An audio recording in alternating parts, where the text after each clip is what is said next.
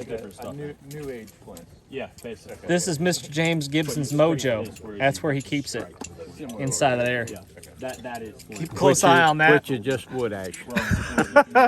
All right, guys. Hey, welcome back. I am Jason Salyer, and this is James Gibson. James Gibson, and James Gibson is somebody that I really, really look up to, and I think of him as a mentor at this point. And he's got you've got something about you. You've got something that I'm drawn to, and I don't really know how to describe it, but I'm drawn to you because of your, I guess, the energy that you put out. You're excited about life, and it is.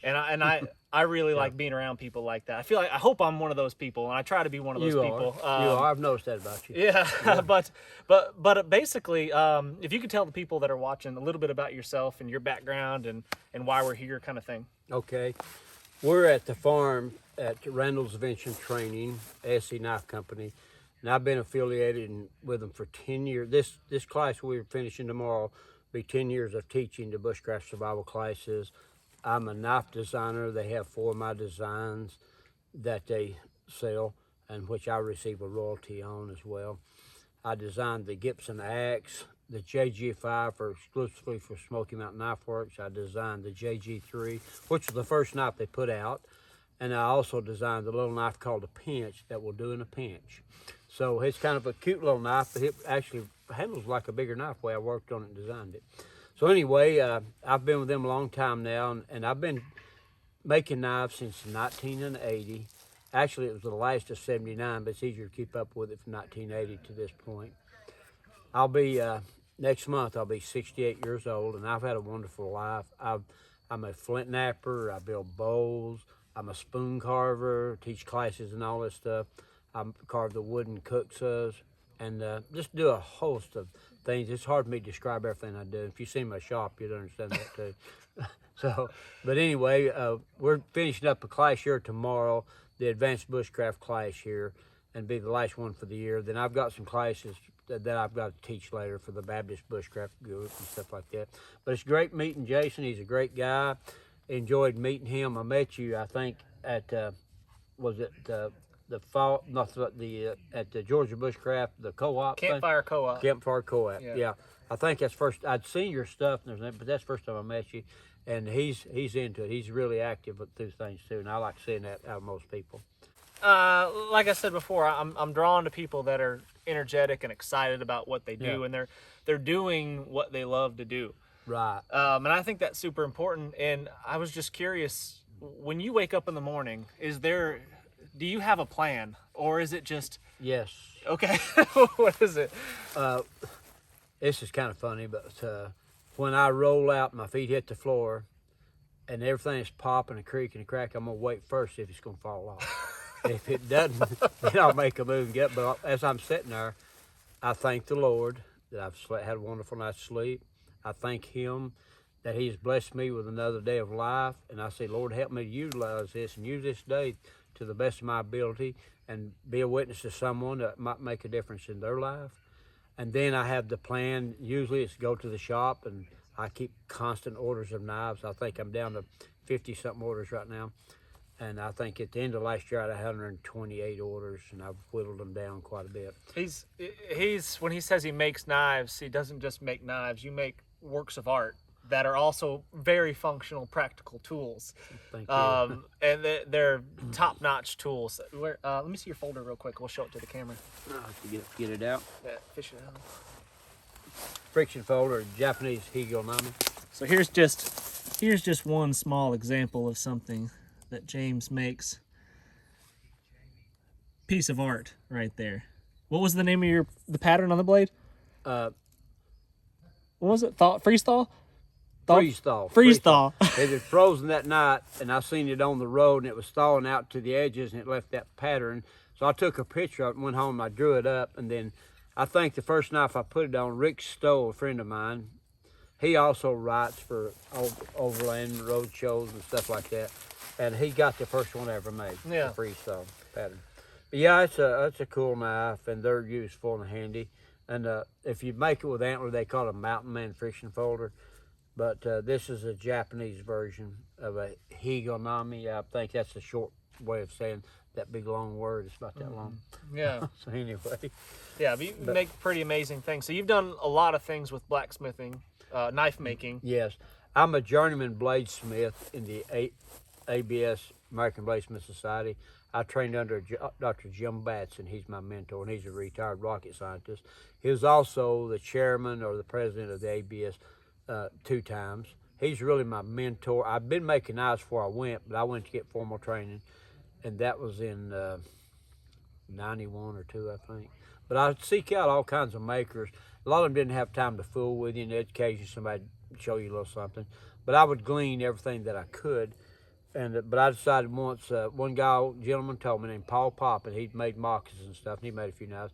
He said, why don't you go to the blade school and just learn it out? And I said, I'll do that. So I purposed in my heart to do that. It's just like when I've been in martial arts since I was 14 years old. I quit when I was 63. I'll be 68 next month. And I went to Japan, trained with Hatsumi Sensei, but I always wanted to do something like that.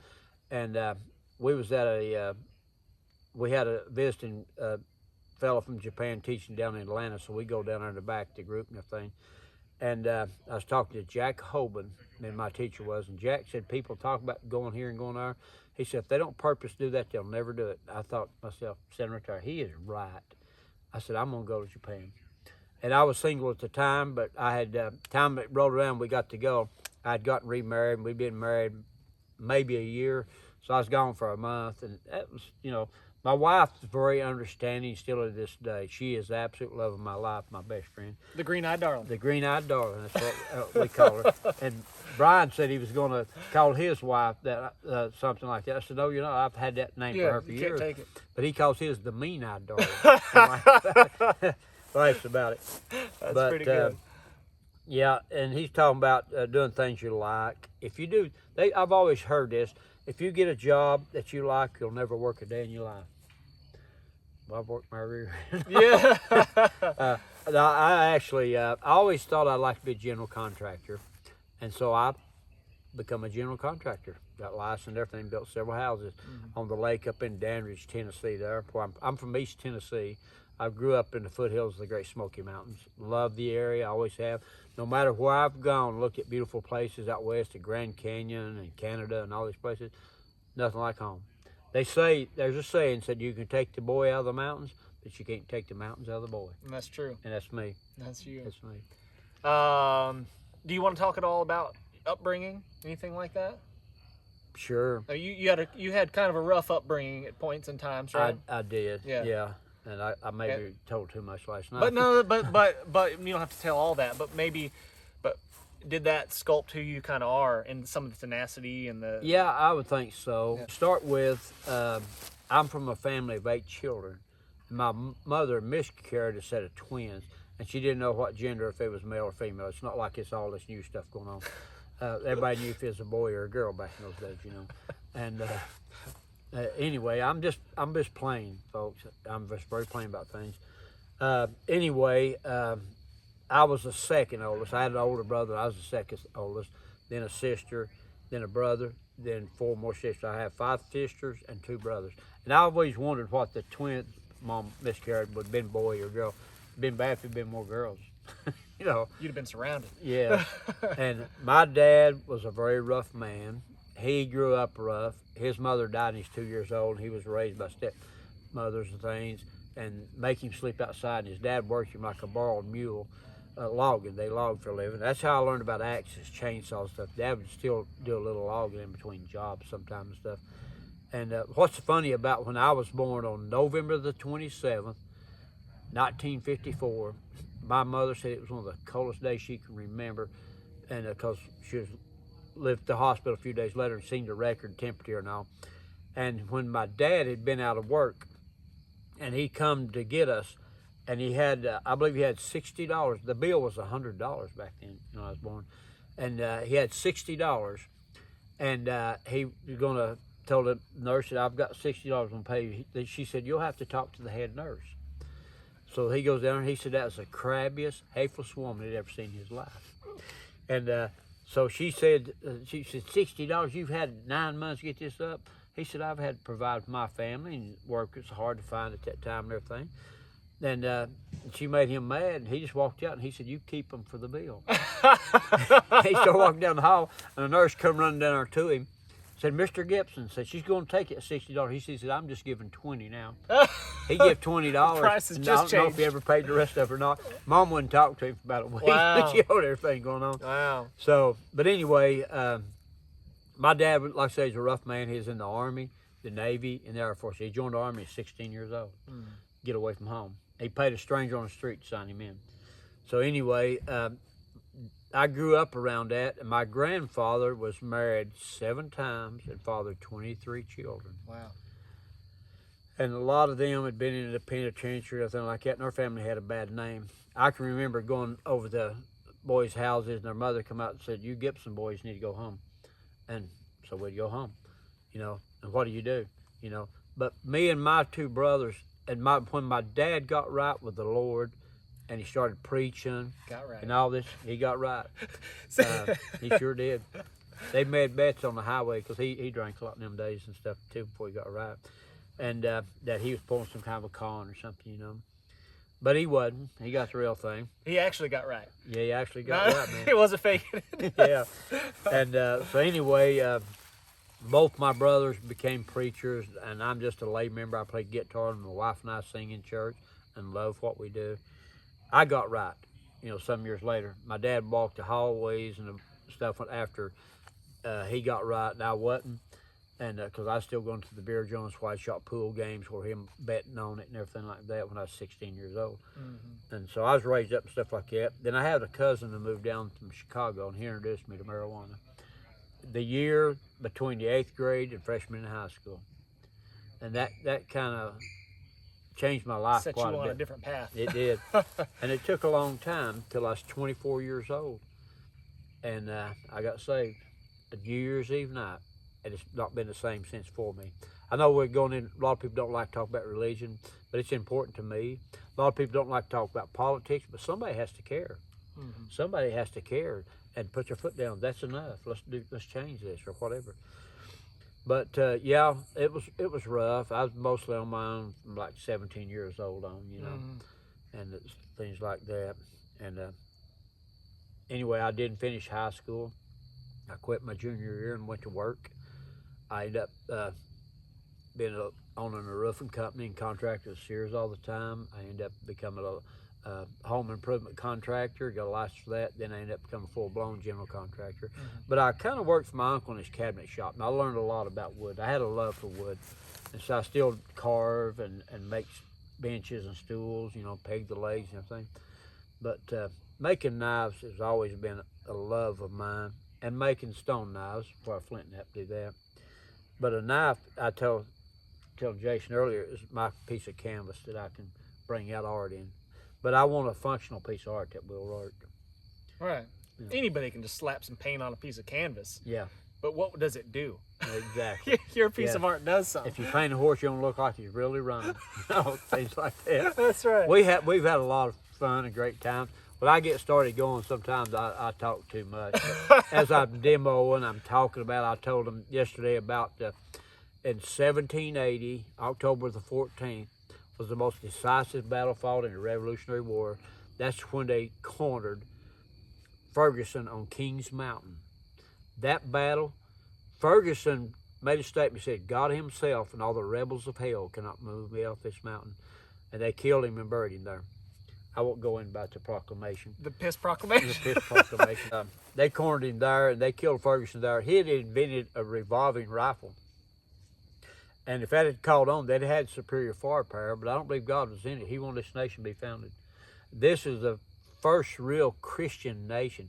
I know the Jewish people are God's chosen people, and I understand that, and we should back them and support them 100%.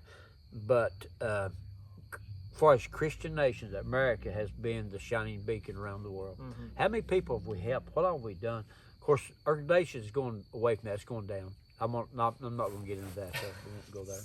That's a whole different video. I get on a soapbox. It's a whole different video. You can edit this stuff, right? Oh, yeah, absolutely. Okay. So why survival? Like, why do you teach survival? Why are you interested in primitive skills? What's the deal? Why that? Okay. when I was young, I often thought, how do they make a fire? How long would your matches last? Because we just had box stick matches. The Bic lighter didn't come out, what was it, 72 or 73? Oh, wow, really? The first disposable lighter was Yeah. the Bic lighter. They had the old Zippos and stuff like that. Oh, yeah, that's and right. if you run out of a piece of flint for it, or if you run out of lighter fluid, you're out of the bin. I thought, how do they do that? I'd like to know these things. And it was years. I was just a young boy, and I'd read every book I could get. I read about Custer. I read about all these famous generals, and I read about these famous Indians like Chief Joseph of the Nez Perce. He's an admirable man, and a lot of them were, of course, anyway, Crazy Horse and all those guys. And but I wanted to know how they did their lifestyle, so I tried to find every book I could read on it. I had about a half of a Boy Scout manual, and Half of one. half of one. I didn't have a whole book; it'd been torn apart, and I had that. So I utilized that, and I learned a little bit about fire lays and stuff like that when my mom wasn't whooping me for starting fires. And I was probably a little young, but I needed some instruction. But my dad had a group of friends that could do a lot of stuff. One made a few pocket knives. One of them could work wood like you wouldn't believe. And then he had an uncle named, I forgot his name. It'll come to me in a minute. But I got with him and started going with him seining. That's called seining, is digging ginseng. And he'd point out a plant here and say, you can use this for that, use this for this. But I was young. I didn't let it absorb in like I should have. But I was digging that ginseng because that was profitable. And I didn't have canteens, nothing. I had a fruit jar with a string tied around the neck of it, and that's what I carried my water in. If you broke it, you was out of water. And you'd be drinking out of one of the springs in the mountains there, And they'd say, no, we're going to be on some posted land. Don't talk. He said because the underbrush was kind of, thick in some areas, and laurels growing and stuff like that. And you would want to get across that land, and he said, don't talk. But he told me, you make you a digging stick, you get you a piece of hickory about 4 or 5 foot tall, take your piece of pipe and fit on it, put a nail through it and hammer that pipe, and it looks like the end of a flat screwdriver, and you dig with that. So, but if we get away from him, he said, just rack on a tree. He said, that sound carries, and they would rack on a tree, and you said, you come toward the sound. They broke off the top of a ginseng. They give it to me, said, get anything that looks like this. It's got 4 prongs. If it's a great big 3-prong, get that. But I always plant the berries back. That's how they done things. So, but the crop would continue on. But I wanted to know these things, so I started pursuing it early in my life. And then later I found out about Tom Brown. I went to Tom Brown's class. I trained with Steve Watts, which has been by far my most favorite instructor. He passed away a few years back. And we trained with Boris Kohansky, which was a phenomenal trip. I've trained, I like Scott Jones, he's an archaeologist. I've trained with Scott Jones some. And I've trained a lot of different individuals. When I got into flint napping, they'd be teaching something at a napping. I'd say, hey man, I want to learn that. So I'd sit in and learn it. I got involved in brain tanning, bow building. I've got a lot of friends that do these things too, besides just knife making. I do a host of things, as you seen, this weekend. But I guess I just got into it because as a boy, I wanted to be an Indian. I didn't care about being a mountain man. I wanted to be an Indian for some reason. And we do have the Cherokee blood in our family line. It don't show up in me because we're of the Viking race that migrated into Scotland and become part of the Clan Buchanan. David Gibson come to America in the 1700s and fought in the Battle of Kings Mountain. Won a land grant in Gastonia. But I just want to know more, and I'm ever the student. I don't care if I'm teaching a class. If I see a student doing something different than the way I do it, they've not been told, hey, you don't do it this way. They go ahead and do it, and they learn from that, and I learn from that, And I want to ever be the student. Yeah. And I don't know what else to really say about survival, but I just love it. And bushcraft also, which bushcraft, there's a difference between the two. Bushcraft is crafting in the bush. Everybody adds primitive skills in it most of the time. Primitive fire making, hand drill, bow drill, when it really should just be like flint and steel during that time, move up into modern to ferro rod. But I want to learn all those skills regardless. I've always taught you need 3 means to start a fire: a Bic lighter, a ferro rod, the matches that will light and burn underwater and all this stuff. You want some way to protect yourself. And you want to carry things in the wintertime. like the little fire starters with the wax and all that too, which we make that stuff. But and then have all those skills to boot, because if you lose your bag, that's why another reason like survival, how to work stone to make a cutting tool, how to make a fire without any means, just gather it out in the woods, and that's good practice. You know what I like about it? I think it's the problem solving, right? So if things go wrong or you don't have what you need, you can still solve the problem in some way. Make do. And you've got the mental tools to do that, and that's what I appreciate it most. Yes, and adversity and necessity is the greatest inventors. I've had problems on knife things, and I just kept thinking, what can I do? Finally, I get an idea, and I'll go with it, and it'll work. Sometimes it don't. But necessity is a great inventor. It is, probably of all. I've mentioned the Lord. I always try to do that. When you got right, you got right. You got right, man. If you don't know what got right means, it means you found religion. Yes, like they used to say in the old day, they say, he got religion. He got religion, that's he right. Got religion. Or it he found got you. right and got religion. It usually finds you. Yeah, that's it. Yeah. Anyway, it means you changed your life for the better, and you've devoted your life to Christ to be a better person. That's You got right. And anyway, okay, cool. How can people find you? I'm on Instagram. I'm Knob Creek Forge 54. That's KNOB Creek CREEK Forge FORGE 54 on Instagram. Then I have the James Gibson page on Facebook. I'm easy to get a hold of. I've had so many orders for so long. It's kind of, I've been retired for a couple of years, and I've been busier, with honeydews and stuff too. And so I'm going to probably quit taking orders for a while and get caught up. And I might just start making to sell them online, because I had some that some people couldn't take, and they sold in 21 minutes. I could have sold 30 if I'd had them done. Yeah. So anyway. All right. Well, great. Well, thank you very much, guys. I really, really appreciate you watching. Make sure you're hitting the thumbs up, subscribing if you haven't done so already. Check out Mr. Gibson. Look him up. And I can't wait to see you on the next one. Great. Thank you very much.